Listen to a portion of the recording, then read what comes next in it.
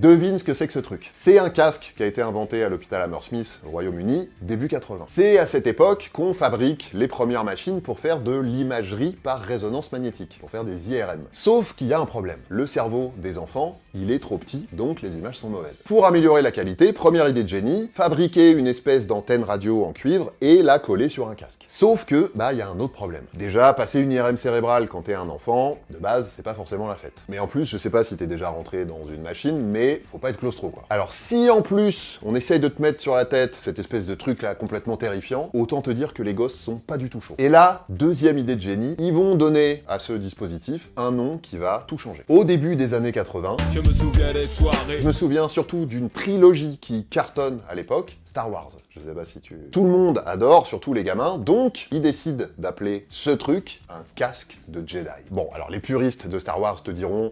Pardon, mais c'est pas un casque de Jedi, ça, c'est un casque de pilote. Et par pitié, si c'est toujours pas le bon terme, n'hésitez pas à hurler dans les commentaires, c'est très bon pour l'algo. En tout cas, peu importe, le plus important, c'est que ça marche. Les gamins sont hyper hypés, et le casque Jedi permet à des centaines d'entre eux de passer leur IRM cérébrale. Et donc sauve potentiellement la vie de quelques-uns au passage. C'est une belle histoire qui a pas duré très longtemps au final, parce que en quelques années, les machines s'améliorent énormément, la qualité des images aussi, et du coup, ce casque de Jedi, on l'a relégué au musée.